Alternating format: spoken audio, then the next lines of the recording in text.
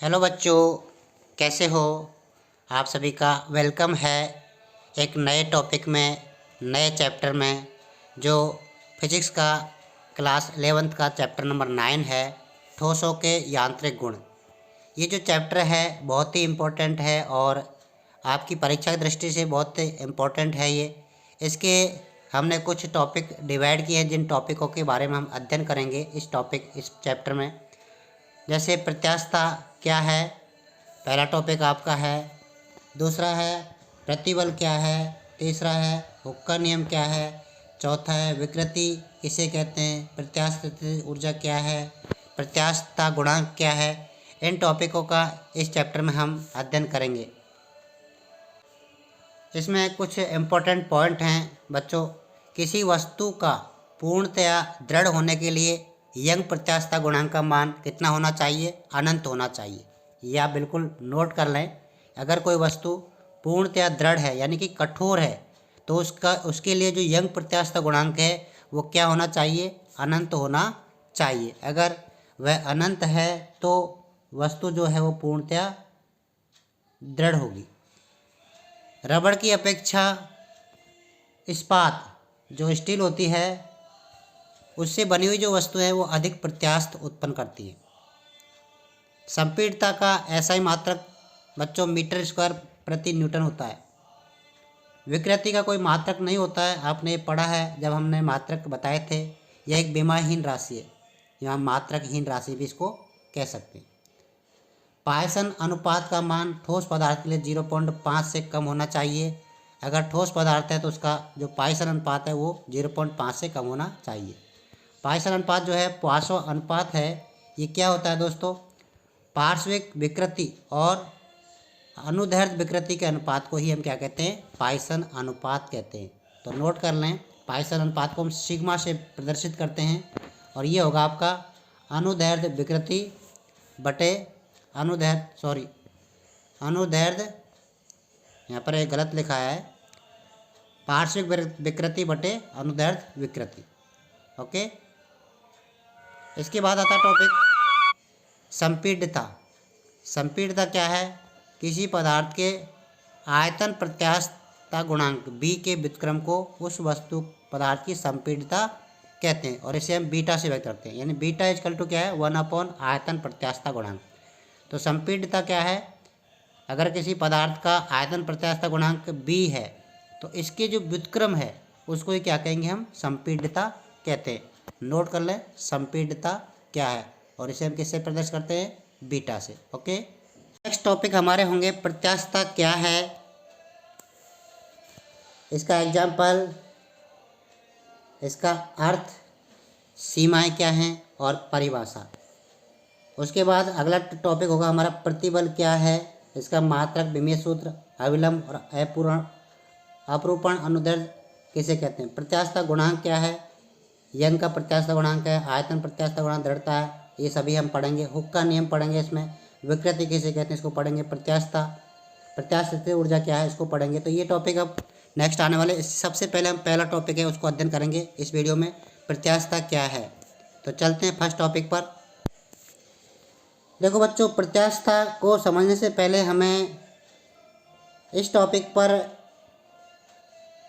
को समझना होगा, जो है विरूपक बल। विरूपक बल क्या होता है? जैसे मान लीजिए कोई वस्तु है, उस पर हमने एक बाह्य बल लगाया और इस बाह्य बल से क्या हुआ? वस्तु के आकार या आकृति दोनों ही क्या है? परिवर्तित हो जाते हैं, बदल जाते हैं। तो ये जो बाह्य बल है इसको क्या कहेंगे? हम विरूपक बल कहेंगे। ओके, यानी कि यदि किसी वस्तु पर बाह्य बल लगाया जाता है और उस बल के कारण वस्तु के आकार एवं आकृति या दोनों में क्या हो? परिवर्तित हो जाते हैं, यानी कि इनमें परिवर्तन आ जाता है। इस बाह्य बल को क्या कहते हैं? हम विरूपक बल कहते हैं। और जब इस बल को वस्तु से हटा दिया जाता है, अगर हम इस बल को वस्तु से हटा देते हैं तो क्या होगा? वस्तु अपनी प्रारंभिक अवस्था में फिर से वापस आ जाती है। ओके, विरूपक बल समझ में आ गया। अब है हमारा प्रत्यास्थता, बहुत ही इंपॉर्टेंट टॉपिक है प्रत्यास्थता। प्रत्यास्थता क्या है दोस्तों?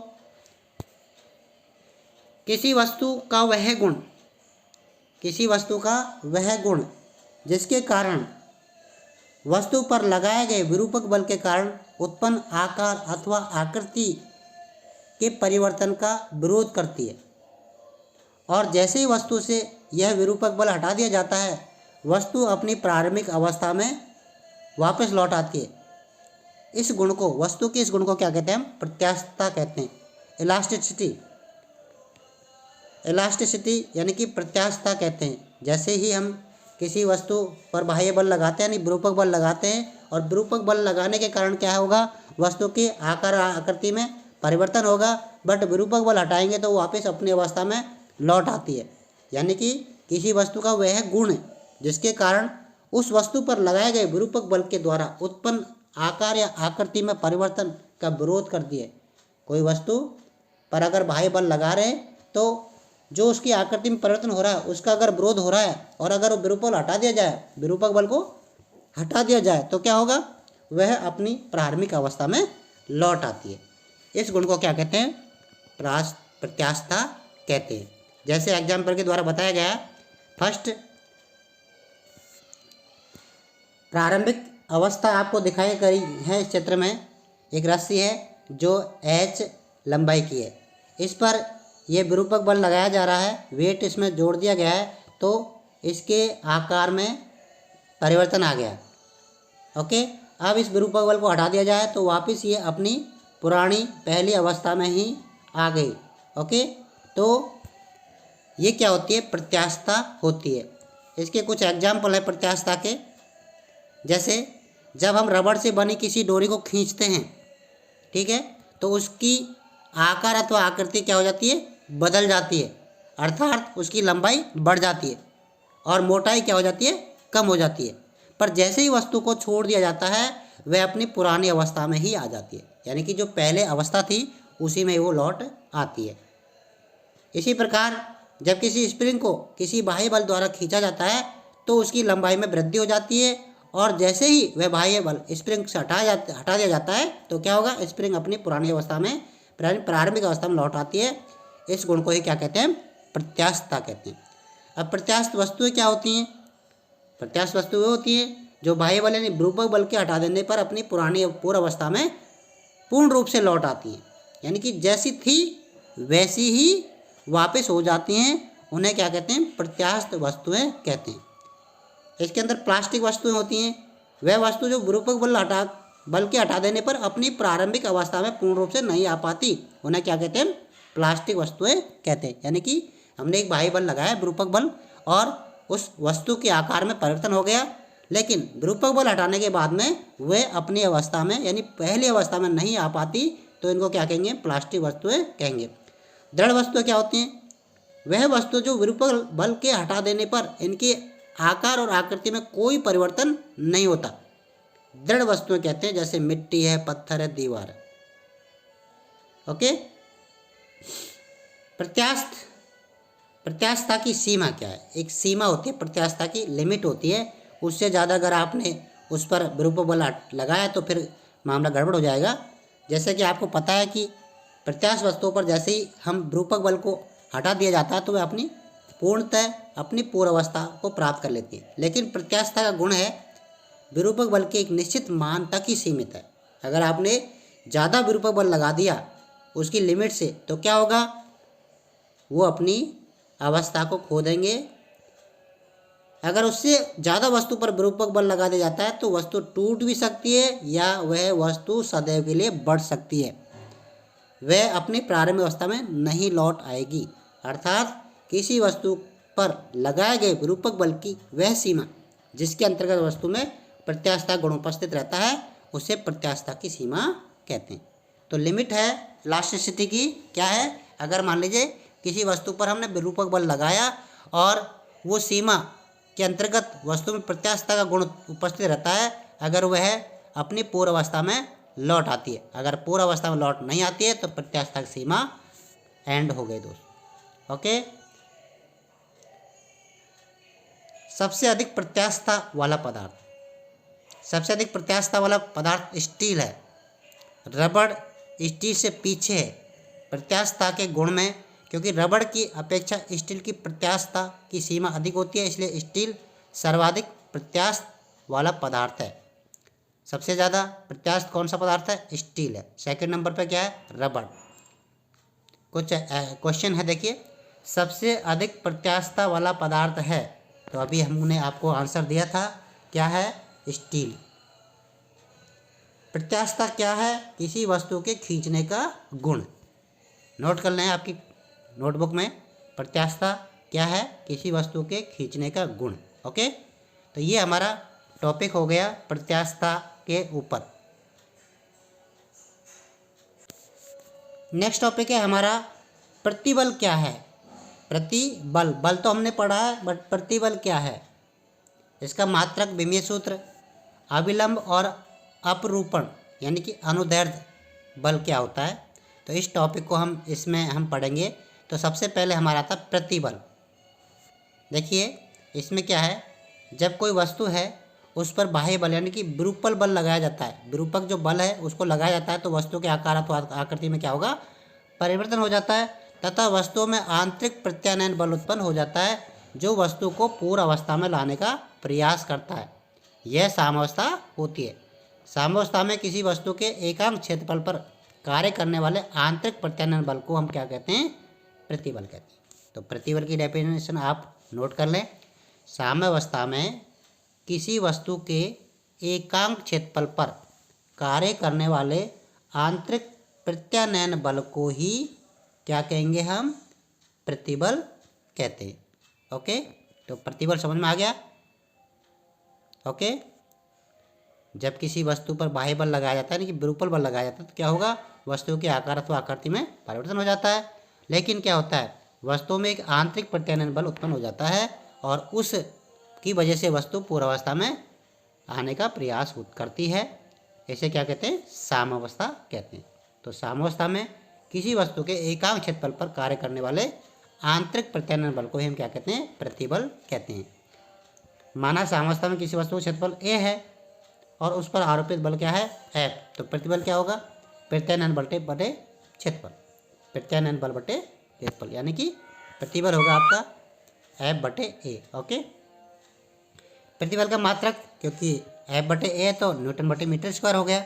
विमीय सूत्र आप निकाल ही सकते हैं, इसमें केवल क्षेत्रफल का डिवाइड कर दीजिए, तो यानी कि एल स्क्वायर ऊपर चला जाएगा तो एल -1 हो जाएगा, m1 l -1 t -2। ओके, मात्रक इसका होता है पास्कल होता है, इसे पी से व्यक्त करते हैं।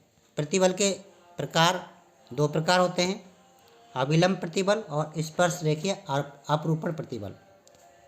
प्रतिबल के टाइप कितने होते हैं? दो हैं, नोट कर लें आप। अविलंब प्रतिबल क्या होता है? जब किसी वस्तु पर लगाया गया विरूपक बल उस वस्तु की सतह के लंबवत होता है।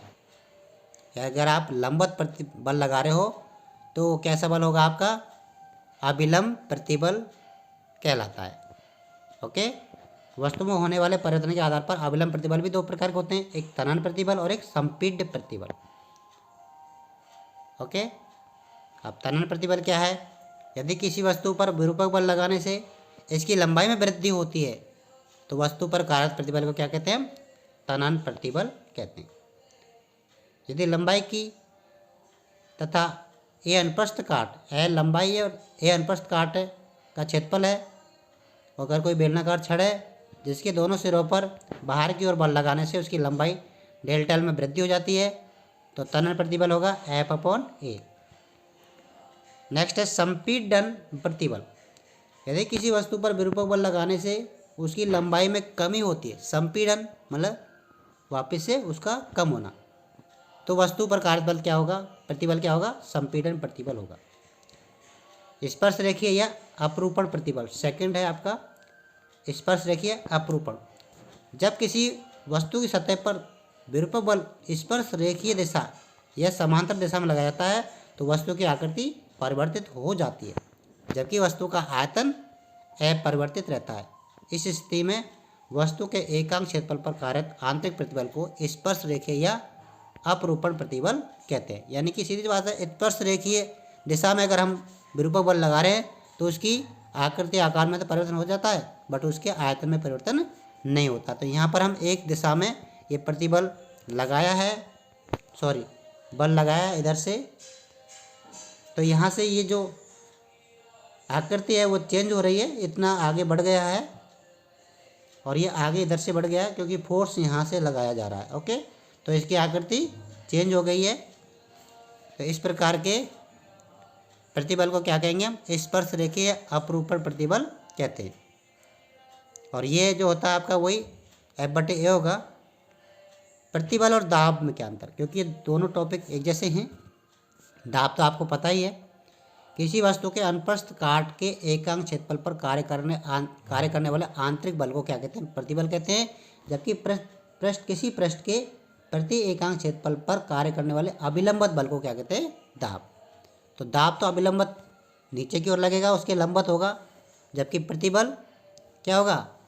कोई भी हो सकता है, आंतरिक बल ही होगा। ओके, तो दोनों में थोड़ा सा ही अंतर है। तो नेक्स्ट टॉपिक हम नेक्स्ट वीडियो में आपको बताएंगे। नेक्स्ट वीडियो का आप वेट कीजिए, इस वीडियो को आप कंप्लीट कर लीजिए। ये दोनों टॉपिक आप अच्छी तरह अपने नोट्स बुक में नोट कर लें। Thank you.